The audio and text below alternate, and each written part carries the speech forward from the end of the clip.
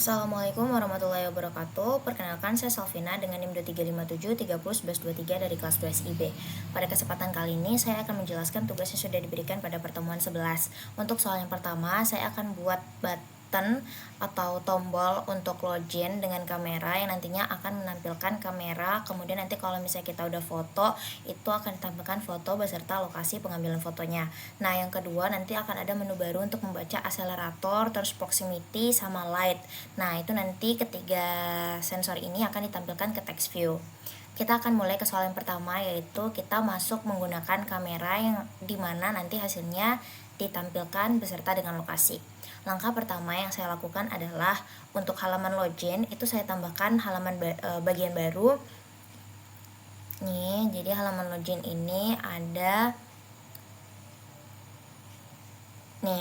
bagian untuk lanjut dengan kamera. Nah, ini berupa layout, dimana yang perlu diingat di sini adalah kamera button layout yang kalau misalnya diklik dia akan buka kamera.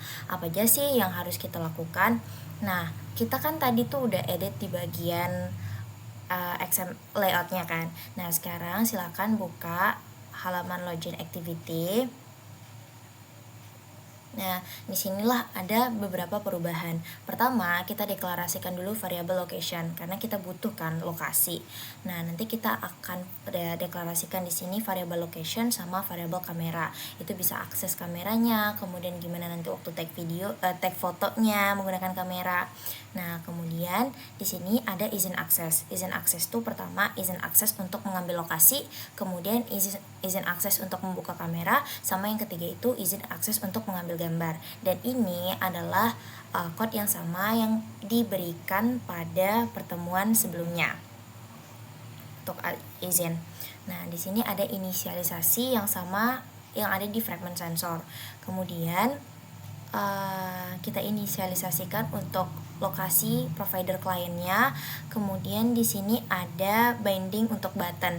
Nah, pertama kalau misalnya login dan daftar itu kan udah sama kayak pertemuan sebelumnya. Kalau login ya di halaman dia akan menyimpan data, kemudian kalau misalnya kita klik daftar dia akan dipindahkan ke halaman daftar. Nah, bedanya itu di sini. Kalau misalnya kita klik button untuk bukan button sih, ini tuh kamera layout, button layout ini sesuaikan sama ID-nya aja. Nah, nanti di sini itulah kalau misalnya kita klik dia akan buka kamera dan hasil akan diarahkan ke halaman baru. Tapi sebelum itu kita akan cek dulu izin kameranya. Kalau memang oke, kita cek izin lokasinya. Kalau memang izin lokasinya diberikan, kita ambil lokasinya, kemudian kita taruh lokasinya dan barulah kita buka kameranya kayak gitu. Nah, kemudian di sini kan ada private fund, ada PPG, ada fetch location, ada launch camera, ada create image file, sama navigate to result page. Jadi di sini tuh kita akan ambil koordinat GPS saat ini itu gimana. Ini kalau misalnya dia nggak dapat, nanti akan muncul pemberitahuan tidak dapat mengambil lokasi. Pastikan GPS-nya aktif. Kalau misalnya kita udah ambil lokasi, kita akan lanjut ke buka kameranya. Terus walaupun nanti lokasinya gagal, kita tetap bisa buka kamera. Kemudian di sini ada private fund untuk launch kamera intern, itu membuka kamera dengan Android. Kita nanti akan buka dengan kamera HP. Kemudian di sini ada private fund create image file, itu untuk buat file kosong untuk simpan foto. Oke, nah terakhir itu ada pindah ke halaman hasil dengan membawa data foto. Kita akan pindah ke halaman kamera result activity. Kalau misalnya kita udah cekrek gitu, kita akan pindah ke halaman kamera result activity. Nah, kita buat activity yang namanya kamera result activity. Nah, di sini kita deklarasikan dulu bindingnya, kemudian ada views location provider client yang tadi pada halaman sebelumnya juga ada. Setelah menerapkan binding, kita inisialisasikan lokasinya gimana, kemudian kita ambil foto tadi menggunakan intern dari activity sebelumnya. Terus kita tampilkan fotonya menggunakan glide. Ini ada binding image result, nanti akan ditampilkan di bagian layoutnya. Kemudian kita akan ambil dan tampilkan lokasi saat ini. Saat ini tuh ketika fotonya diambil di mana. Kemudian nanti ada binding button login success, judul login berhasil, deskripsi login dengan kamera berhasil. Nah, ini nanti untuk binding button login success sama binding button tag again itu dijelaskan di bagian layoutnya. Oke, nah kita masuk ke bawah dulu. Ini ada method untuk izin lokasi. Jadi sebelum kita masukin lokasinya kita minta izin dulu. Tapi kalau misalnya tidak diberikan, maka akan muncul pesan permission lokasi tidak diberikan, seperti itu. Kemudian ada untuk fetch location untuk menampilkan lokasi. Ketika kita udah dapat izinnya, kita akan tampilkan lokasinya. Nih lokasinya di sini di mana gitu. Kalau misalnya nggak dapat, berarti ya pastikan GPS-nya aktif. Nanti akan ada button lagi, binding lagi maksudnya untuk text info, location info berupa teks. Nih ada teks, ini juga ada teks. Ini akan dilihatkan di halaman layoutnya. Nih di bagian nih kamera result. Oke, ini kan activity nih. Jadi pertama di bagian atas tuh ada text view dulu untuk judulnya lah, login berhasil. Kemudian untuk image yang udah kita klik tadi nih ada ID-nya image result, itu dimasukin di bagian sini. Yang penting itu adalah ID yang perlu diingat. Jadi untuk pemanggilan di activity ataupun di fragment itu kita pas gitu ID-nya. Kemudian ketika udah buat di sini ada kalimat foto berhasil diambil untuk login. Kemudian disinilah nanti lokasinya akan ditampilkan, text location infonya gimana, di mana pengambilannya. Nah kalau misalnya kita klik masuk ke aplikasi maka akan diarahkan ke halaman home kita, gitu. Nah sebelum kita cobain kita akan masuk dulu ke Android Manifest untuk meminta perizinan. Di sini kan ada untuk akses internet. Nah kita butuh dua permission ini untuk akses lokasi. Kemudian di sini ada untuk akses kamera, sama ini untuk storage-nya. Kemudian di bagian bawah juga kita pakai provider. Ini code-nya sama persis kayak yang sebelumnya. Nah, provider ini jangan lupa kita buat file di XML namanya file path. Di file path inilah kita meminta untuk kamera itu bisa simpan fotonya kayak gitu. Nah itu adalah code yang dibutuhkan untuk menjawab soal nomor 1. Selanjutnya kita akan masuk ke soal yang kedua, yaitu untuk menampilkan menu baru untuk membaca akselerator, proximity, dan light. Jadi ini akan saya taruh di halaman profile. Nah sebelumnya kan tampilan profile kita seperti ini nih, fragment profilnya. Nah, di sini ada saya tambahkan kayak semacam card baru untuk sensor device yang ID-nya itu adalah sensor card. Nanti kalau misalnya sensor card yang diklik, maka dia akan arahkan ke activity baru untuk sensor. Jadi, jangan lupa di bagian fragment ini, fragment profile fragment, itu tambahkan dulu bindingnya. Kalau misalnya kita klik sensor card, dia akan diarahkan ke sensor display activity.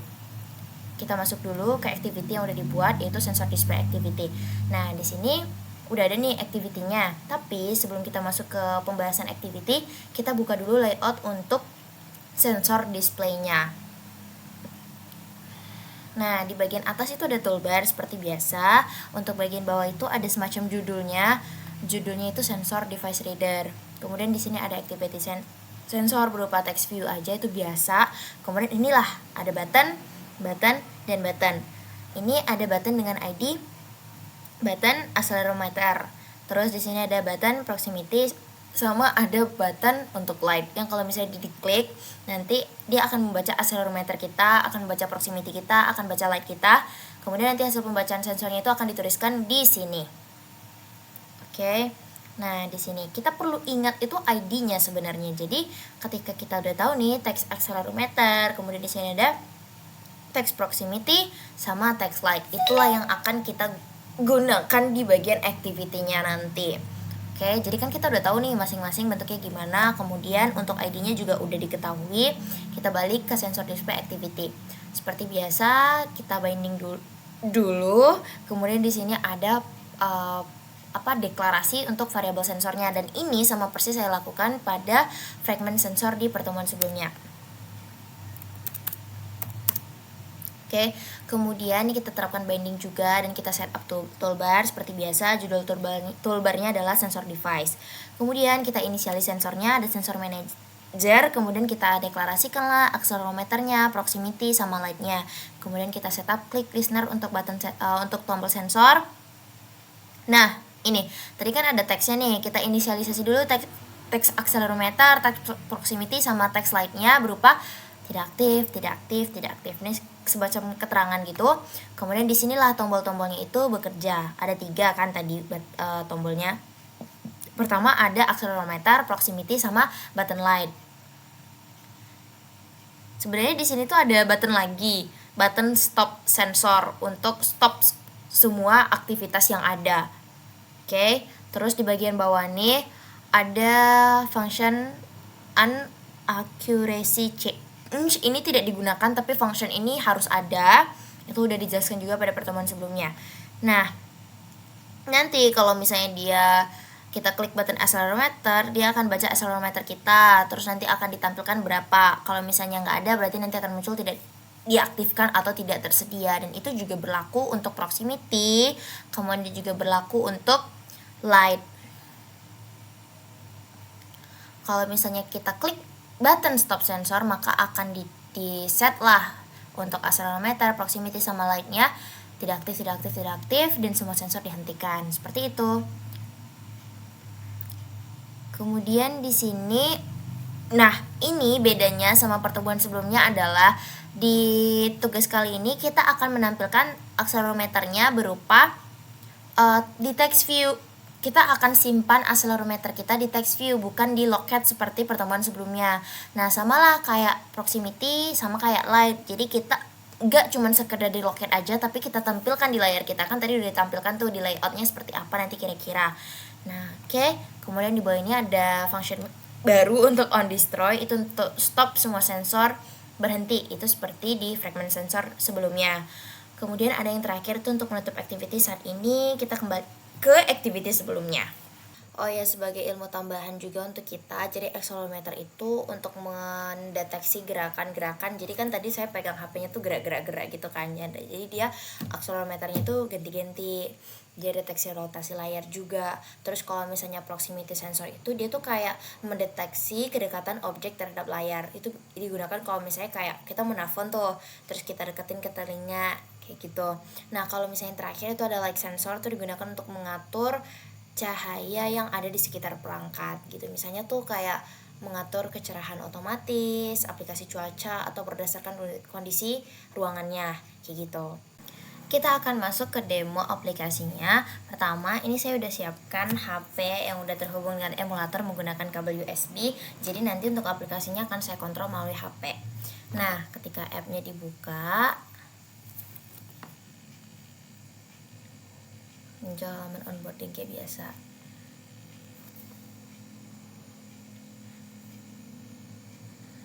Terus bisa kita lanjut pakai kamera.